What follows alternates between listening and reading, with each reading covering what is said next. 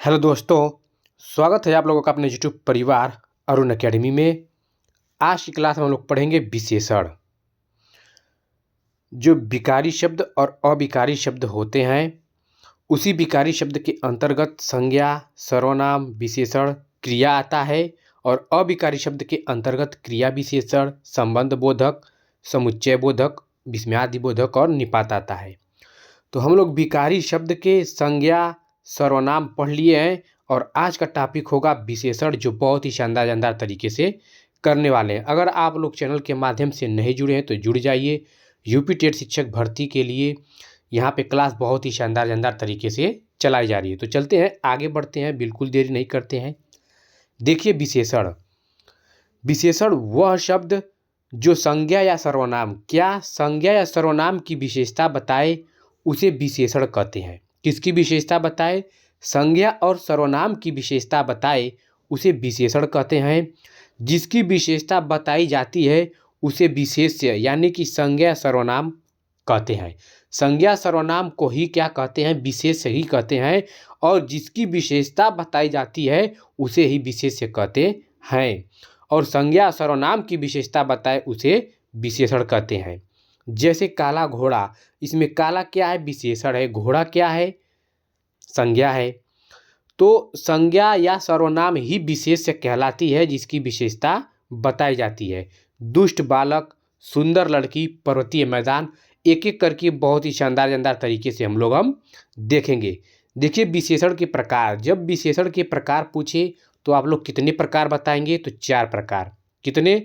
4 प्रकार बताएंगे। ये ट्रेंड किया हुआ प्रश्न है, बहुत बार ट्रेंड किया हुआ है कि विशेषण के कितने प्रकार होते हैं। ऑप्शन में 3, 4, 5, 6 रहेगा। तो विशेषण के कितने प्रकार होते हैं? तो 4 प्रकार होते हैं। कौन कौन होते हैं? गुणवाचक विशेषण, संख्यावाचक विशेषण, परिमाणवाचक विशेषण और एक सार्वनामिक विशेषण होता है। तो चलते हैं, आगे बढ़ते हैं। एक एक करके स्लाइड हम लोग बहुत ही शानदार तरीके से देखेंगे। देखिए गुणवाचक विशेषण। जिन विशेषणों से पदार्थ के गुण, रंग, आकार, अवस्था, दशा, रूप आदि का बोध हो उन्हें गुणवाचक विशेषण कहते हैं। जिन विशेषणों से पदार्थ के गुण, रंग, आकार, अवस्था, दशा, रूप आदि का बोध हो उन्हें क्या कहते हैं? उन्हें गुणवाचक विशेषण कहते हैं। गुणवाचक विशेषण के भेद निम्न प्रकार से हैं। तो देख लेते हैं। देखिए पूर्वी, पश्चिमी, उत्तरी, दक्षिणी, ये कौन सा होगा? तो गुणवाचक के अंतर्गत तो आएगा ही। और जब गुणवाचक के अंदर भी पूछेगा तो ये दिशा गुणवाचक विशेषण हो जाएगा। ऐसे क्वेश्चन ट्रेंड करता है। भला, बुरा, बुद्धिमान, सुंदर, मेधावी, मीठा, योग्य आदि ये सब क्या है? ये सब गुणवाचक विशेषण हैं। मोटा, पतला, सूखा, गीला, भारी, गरीब, रोगी, स्वस्थ आदि ये सब जितने हैं ये सब तो गुणवाचक है ये हैं। लेकिन जब गुणवाचक के अंतर्गत पूछेगा तो दशा गुणवाचक विशेषण कहलाएगा। रंग में देख लेते हैं। काला, पीला, सफ़ेद, चमकीला, उजला, धुंधला, ये सब क्या है? रंग गुणवाचक विशेषण हैं। आकार में गोल, चौकोर, त्रिकोण, लंबा, चौड़ा, बड़ा, छोटा, ऊंची, नीची, तिरछा, नुकीला आदि ये सब आकार गुणवाचक विशेषण के अंतर्गत आते हैं। काल में क्या पूछेगा? देखिए नया, पुराना, सनातन, भूत, भविष्य, वर्तमान, अगला, पिछला, प्राचीन, आगामी, साल भर, क्षण भंगुर, ये इम्पॉर्टेंट है, बहुत ही इम्पॉर्टेंट है, इसको क्षण भंगुर याद रखिएगा आदि। देखिए क्वेश्चन कैसे पूछेगा, दे देगा कि निम्नलिखित में से क्षण भंगुर कौन सा विशेषण है? तो क्षण भंगुर, तो देखिए क्षण भंगुर दिया रहेगा और ऑप्शन में देखिए अगर ये रहेगा गुणवाचक रहेगा, संख्यावाचक, परिमाणवाचक, सर्वनामी, तो आप लोग गुणवाचक विशेषण को मार देंगे। लेकिन जब गुणवाचक के अंतर्गत जब पूछ देगा कि क्षण भंगुर कौन सा है और ऑप्शन रहेगा आकार गुणवाचक, काल गुणवाचक, स्थान गुणवाचक, जब गुणवाचक के अंदर पूछेगा तो ये काल गुणवाचक होगा। कौन? क्षण भंगुर। ऐसे क्वेश्चन ट्रेंड करता है। तो बस आप लोग माइंड में इतना याद रखिएगा कि हाँ क्या क्वेश्चन पूछ रहा है। स्थान देख लेते हैं। भीतर, बाहर, अंदर, ऊपर, दायां, बायां, देसीय, पंजाबी, बनारसी, गुजराती, राजस्थानी, भारतीय, अमेरिकी, इलाहाबादी, सब क्या है? ये सब स्थान गुणवाचक विशेषण कहलाते हैं। जैसे देखिए, बगीचे में सुंदर फूल है। सुंदर क्या है? गुणवाचक विशेषण है। मोटा आदमी आ रहा है। मोटा, निम्नलिखित में से देखिए, ये जो वाक्य है दे देगा कि मोटा आदमी आ रहा है, इस वाक्य में कौन सा विशेषण है? ऑप्शन में गुणवाचक विशेषण रहेगा तो गुणवाचक विशेषण, और जब गुणवाचक के अंतर्गत दे देगा कि दशा, कालवाधक, ये सब रहेगा तो दशा बता रहा है। आदमी की दशा कैसा बता रहा है? मोटा। तो ऐसे क्वेश्चन टेंड करता है। छोटी सी ट्रेन खड़ी है, रामायण सुंदर रचना है, ये सब क्या है? सब गुण बता रहा है। वह साल भर अनुपस्थित रहा है, सच्चे देशभक्त सदा अभिनंदनीय है। उपयुक्त वाक्यों में सुंदर, मोटा, छोटी सी, साल भर और सच्चे शब्द क्या हैं? गुणवाचक विशेषण के अंतर्गत आते हैं।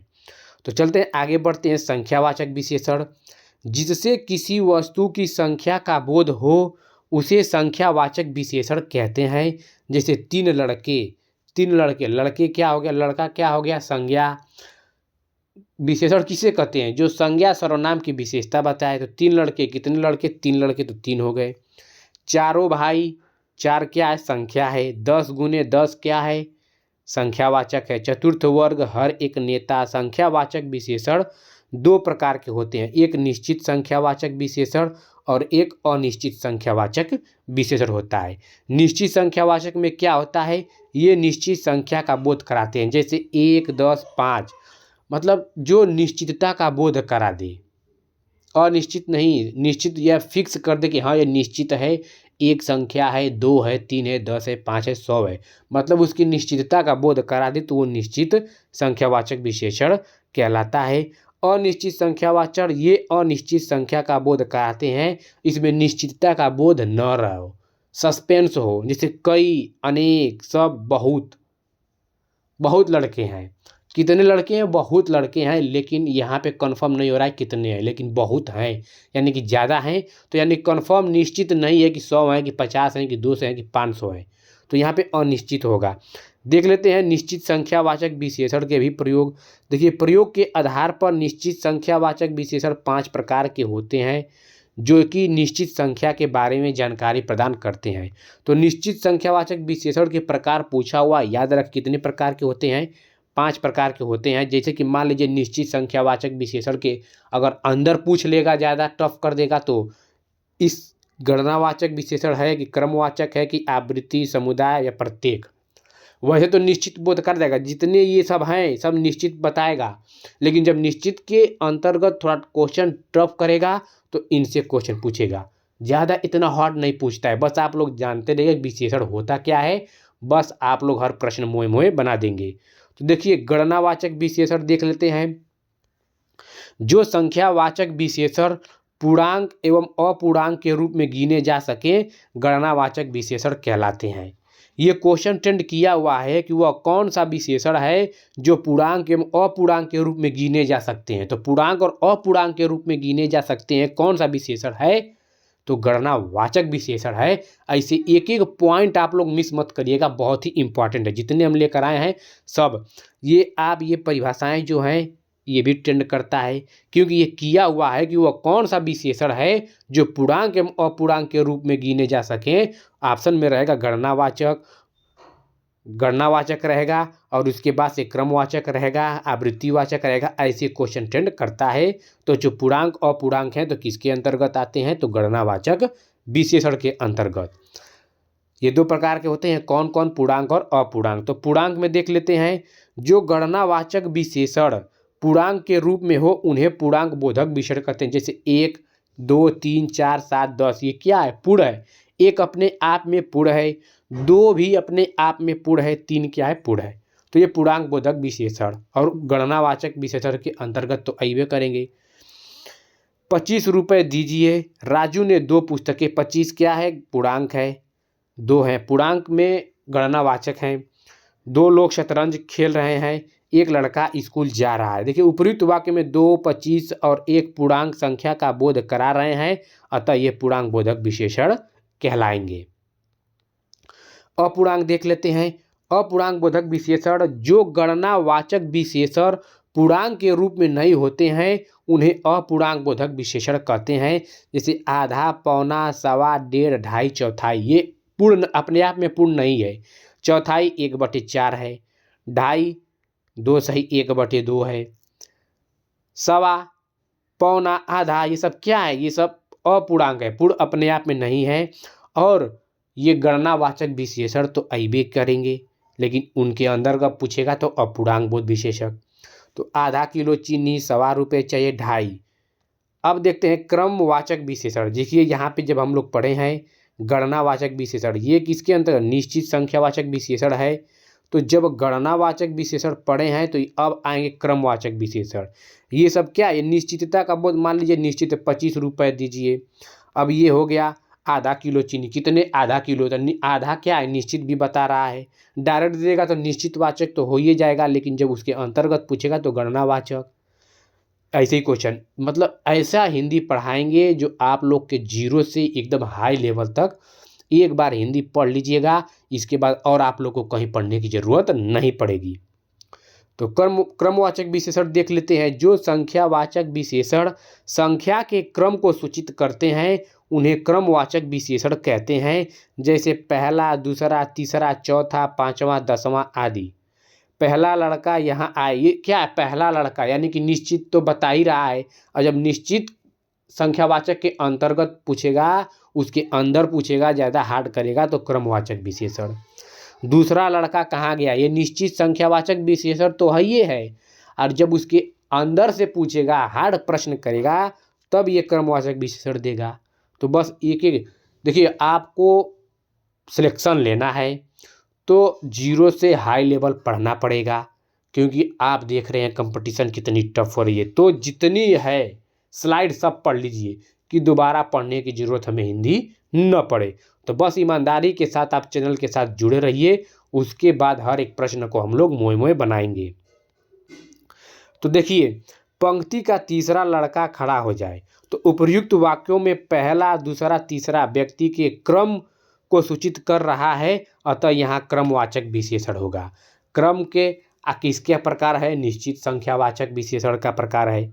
आवृत्तिवाचक विशेषण देख लेते हैं। जो संख्यावाचक विशेषण किसी संख्या की आवृत्ति को सूचित करे उसे आवृत्तिवाचक विशेषण कहते हैं। जैसे दूना, तिगुना, चौगुना, दोबारा, दुगुना, दोहरा, सौ, ये क्या है? आवृत्तिवाचक विशेषण है। मोहन तुमसे चौगुना काम करता है, मैं उससे दुना मेहनत करूंगा। देखिए, आवृत्ति तो है, लेकिन ये निश्चितता की भी बोध करा रहा है, क्योंकि निश्चित संख्यावाचक विशेषण के ही तो प्रकार हैं आवृत्ति विशेषण। समुदायवाचक या समूहवाचक विशेषण देख लेते हैं। वे संख्यावाचक विशेषण जो समूह या समुदाय का बोध कराते हैं उन्हें समुदाय या समूहवाचक विशेषण कहते हैं। जैसे दोनों, तीनों, चारों, पांचों आदि। दोनों पेड़ सूख गए, तुम तीनों घूम जाओ, यानी समुदाय, समूह का जब वो दोनों में क्या है? समूह, तीनों, चारों, दोनों, ये सब क्या है? समूह या समुदाय का और इंगित कर रहा है, इशारा कर रहा है। तो यह कौन सा होगा? समुदायवाचक विशेषण या समूहवाचक विशेषण। प्रत्येक बोधक विशेषण जो संख्यावाचक विशेषण एक यानी कि अकेले का बोध कराता है उसे सप्रत्येक बोधक विशेषण कहते हैं। जैसे हर एक यानी कि हर एक, प्रत्येक, एक एक, ये क्या है? प्रत्येक बोधक विशेषण दर्शा रहा है। हर एक ने अपना काम पूरा कर लिया, हर एक क्या है? प्रत्येक बोधक विशेषण है। प्रत्येक को प्रसाद मिले, एक एक करके आओ, हर एक के घर में मोबाइल है, ये क्या है? प्रत्येक बोधक विशेषण है। एक भी स्लाइड आप लोग का नहीं छूटेगा, बस आप लोग ईमानदारी के साथ चैनल के साथ जुड़े रहिएगा और अंत तक बने रहिएगा। अनिश्चित संख्यावाचक विशेषण जिस संख्यावाचक विशेषण से अनिश्चित संख्या बहुत का बोध होता है उसे अनिश्चित संख्यावाचक विशेषण कहते हैं। जैसे अनेक, कितने, कई, सभी, बहुत, ढेर सारे। मतलब निश्चितता का बोध न हो वहाँ अनिश्चित संख्यावाचक विशेषण कहलाएगा। दादी ने ढेर सारे खिलौने खरीदे, ढेर सारे, कितने खरीदे नहीं मालूम, निश्चित का पता नहीं चल रहा है, ढेर सारे यानी कि बहुत सारे, तो यहाँ पे अनिश्चित होगा।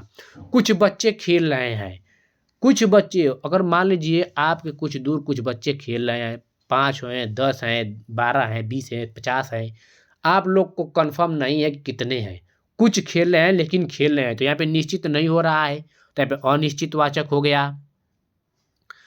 कई दर्शकगण हैं, कई दर्शकगण हैं, कितने दर्शकगण हैं नहीं पता है, कई, लेकिन हैं कई, यानी कि निश्चित बोध नहीं हो रहा है, तो यहाँ पे अनिश्चित संख्यावाचक। सागर में यानी कि सभागार में बहुत आदमी है, कितने हैं, बहुत आदमी, यानी कि अनिश्चित। सभा में 50 लोग हैं, 50 लोग हैं मतलब कंफर्म नहीं है 50 है, मतलब 50 लोग हैं, तो यानी क्या हुआ, अनिश्चित हो गया।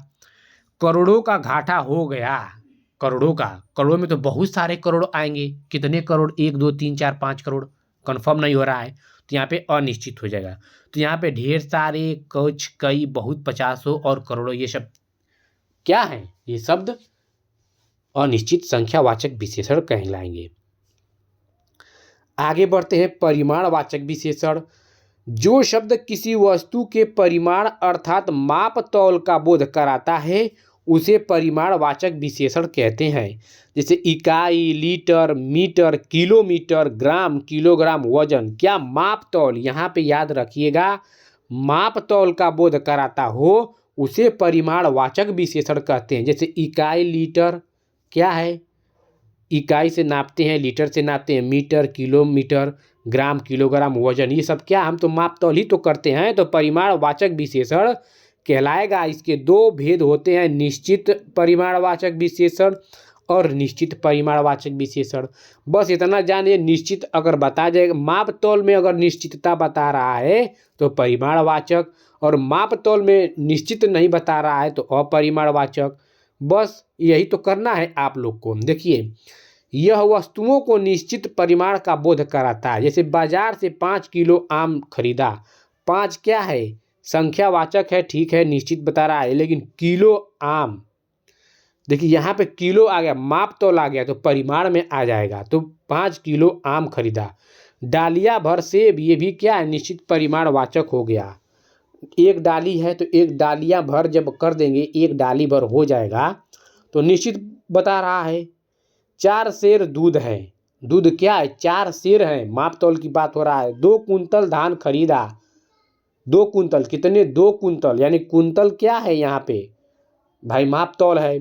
2 क्या है, निश्चित बता रहा है। 2.5 मीटर कपड़ा, मीटर कपड़ा, मीटर से क्या करते हैं, नापते तौलते हैं, नापते हैं हम लोग।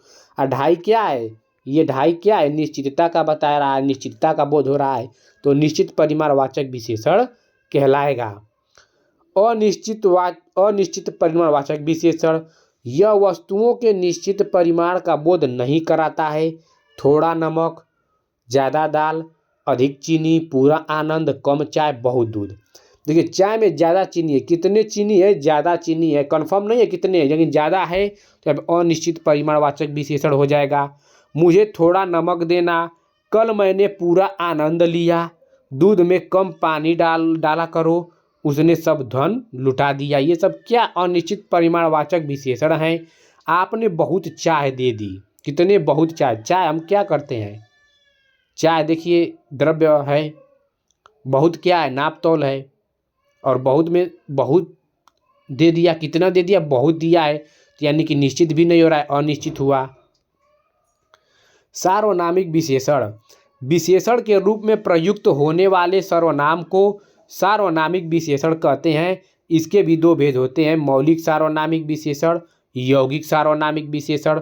तो मौलिक और यौगिक देख लेते हैं। मौलिक सार्वनामिक विशेषण क्या होता है, जो सर्वनाम बिना रूपांतर के संज्ञा के पहले आते हैं उन्हें मौलिक सार्वनामिक विशेषण कहते हैं। संज्ञा के पहले, देखिए घर हुआ, किताब हुआ, आदमी हुआ और बच्चा हुआ, ये क्या है, संज्ञा है। अब इस संज्ञा के पहले जब आ गया, संज्ञा के पहले जो सर्वनाम बिना रूपांतर के आते हैं तो वही सार्वनामिक विशेषण कहलाते हैं। यह घर मेरा है, वह किताब फटी है, कोई आदमी आ रहा है, कोई बच्चा नहीं खेलेगा, ये क्या है, सार्वनामिक विशेषण है। और यौगिक सार्वनामिक, जो सर्वनाम रूपांतरित होकर संज्ञा शब्दों की विशेषता बतलाते हैं वह यौगिक सार्वनामिक विशेषण कहलाते हैं। जैसे ऐसा आदमी, कैसा घर, जैसा देश, ऐसा, कैसा, जैसा, ये क्या यौगिक है, तो सार्वनामिक विशेषण कहलाएंगे ये। विशेषण और विशेष्य में संबंध देख लेते हैं, यहाँ से भी ट्रेंड करता है। वाक्य में विशेषण का प्रयोग दो प्रकार से होता है, ये बहुत इंपॉर्टेंट है, इसको 5 स्टार बना लीजिए। ये जो टॉपिक है इसको 5 स्टार बना लीजिए। विशेष्य विशेषण, विधेय विशेषण ये पूछता है।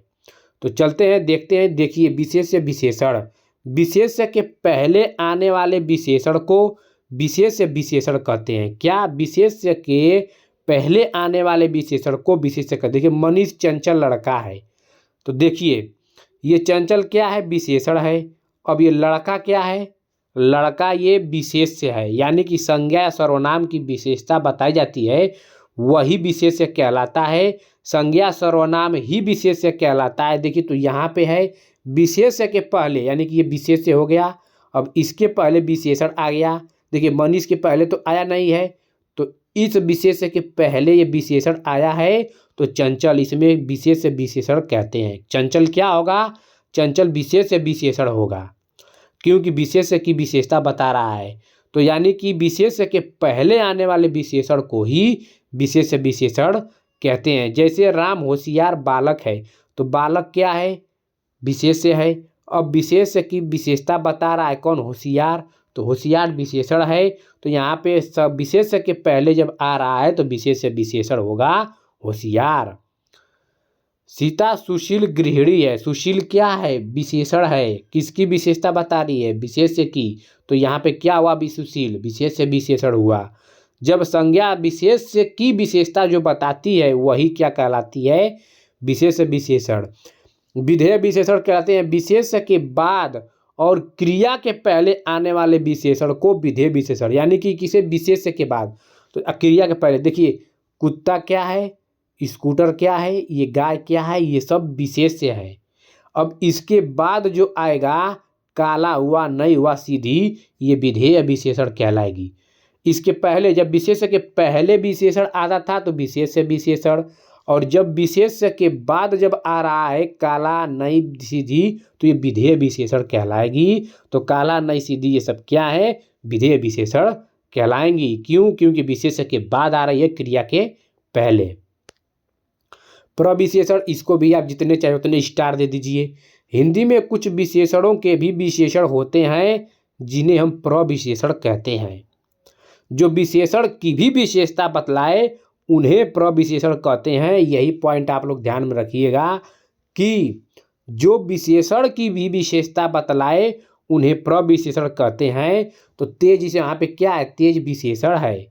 अब तेज की विशेषता कौन बता रहा है? ये बहुत बता रहा है। तो बहुत क्या हो गया? प्रविशेषण हो गया। तेज क्या हो गया? तेज आपका विशेषण हो गया। लड़का संज्ञा सर्वनाम। अब यहाँ पे देखिए, अब यही पूछ देगा कि राम बहुत तेज लड़का है। यहाँ पे क्वेश्चन कैसे ट्रेंड करता है अब बता रहे हैं। राम बहुत तेज लड़का है। अब इस वाक्य में विशेषण क्या है? तेज। इस वाक्य में विशेषण तेज हो गया। अब राम बहुत तेज लड़का है में निम्न में से कौन सा प्रविशेषण है? तो बहुत प्रविशेषण हो गया। अब राम बहुत तेज लड़का है, निम्न में से कौन सा विशेष्य विशेषण है? तो लड़का के पहले जो विशेष्य विशेषण आता है वही विशेष्य विशेषण कहलाती है। ऐसा ही क्वेश्चन ट्रेंड करता है। बस एक स्लाइड में आप पूरा जान जाइए। सीता अत्यंत सुंदर लड़की है। सुंदर क्या है? विशेषण है। अत्यंत क्या है? प्रविशेषण है, क्योंकि सुंदर की विशेषता अत्यंत बता रहा है। तो जो विशेषण की विशेषता बताए वही प्रविशेषण कहलाती है। कश्मीर सेब सिंदूरी लाल होते हैं। लाल क्या है? विशेषण है। सिंदूरी क्या है? प्रविशेषण, क्योंकि लाल की विशेषता बता रही है सिंदूरी। गरिमा बहुत चालाक लड़की है। चालाक क्या है? विशेषण है। और प्रविशेषण बहुत हुआ, क्योंकि चालाक की विशेषता बहुत बता रहा है, तो बहुत क्या हुआ? प्रविशेषण हुआ। आगे बढ़ते हैं। विशेषता विशेषण की तुलना अवस्था देख लेते हैं। देखिए दो या दो से अधिक वस्तुओं या भावों के गुण मान आदि के परस्पर मिलान का विशेषण तुलनात्मक विशेषण कहलाता है। इसकी 3 अवस्था होती हैं, मूलावस्था, उत्तरावस्था और उत्तमावस्था। तो विशेषण की जो तुलना अवस्था होती है, तुलना अवस्था विशेषण, मिलान का विशेषण परस्पर ये गुण भाव आदि वस्तुओं को परस्पर मिलान का विशेषण ही तुलनावस्था विशेषण यानी कि तुलनात्मक विशेषण कहलाता है। ये कितने प्रकार की होती हैं? तो 3 प्रकार के होते हैं, याद रखिएगा। कितने प्रकार के? 3 प्रकार के। कौन कौन? मूलावस्था, उत्तरावस्था और एक उत्तमा अवस्था होता है। तो चलते हैं, देख लेते हैं एक एक करके। मूलावस्था, उत्तरावस्था और उत्तमावस्था। तो देखिए मूलावस्था, इसमें विशेषण अन्य किसी विशेषण से तुलना न होकर सीधे व्यक्त होता है। मतलब किसी से तुलना नहीं की जाती है, सीधे सिंपल एकदम व्यक्त होता है, वही मूलावस्था कहलाता है। इस अवस्था में किसी विशेषण के गुण या दोष की तुलना दूसरी वस्तु से नहीं की जाती है। देखिए तुलना दूसरी वस्तु से नहीं की जाती है, दूसरे वस्तु से की जाएगी तो दूसरी अवस्था में पहुंच जाएंगे। तो यहाँ पे बस इतना याद रखिएगा कि ये तुलना न होकर सीधे व्यक्त होता है एकदम सिंपल में। सुंदर, मधुर, वीर, अधिक आदि ये सब क्या है? मूला अवस्था है। उत्तरावस्था भी एग्जाम्पल देखिए यहाँ पे, हम देखिए यहाँ पे ये भी बता देंगे, आपको समझ में आ जाएगा। देखिए उत्तरावस्था, इसमें 2 संज्ञा सर्वनाम परस्पर तुलना पे, देखिए जहाँ अगर तुलना की अवस्था आ जाए वहाँ पे उत्तरावस्था होता है, बस इतना याद रखिएगा। और इसमें किसी एक वस्तु के गुण या दोष अधिक बताए जाते हैं, एक दूसरे से अधिक जहाँ बताया जाए और तुलना की बात की जाए तो उत्तरावस्था होता है। यह अवस्था बनाने के लिए या तो विशेषण शब्द से ठीक पहले से पद लिखा होता है या लिखा जाता है या फिर प्रत्यय तर जोड़ दिया जाता है। जैसे मान लीजिए राम श्याम से अधिक समझदार है। देखिए राम बुद्धिमान लड़का है, तो ये क्या हो जाएगा? ये आपका मूलावस्था हो जाएगा। अब यहाँ पे दिया है राम श्याम से अधिक समझदार है, यानी कि तुलना की बात हो रही है, तो यहाँ पे ये उत्तरावस्था हो जाएगा। उत्तमावस्था में यानी कि सबको श्रेष्ठ मान लिया जाता है, बस इतना याद रखिएगा। उत्तमावस्था में सबको श्रेष्ठ मान लिया जाता है। इसमें एक संज्ञा सर्वनाम की तुलना सभी से की जाती है, मतलब सबसे, मतलब सब में श्रेष्ठ मान लिए जाते हैं, बस इतना याद रखिएगा।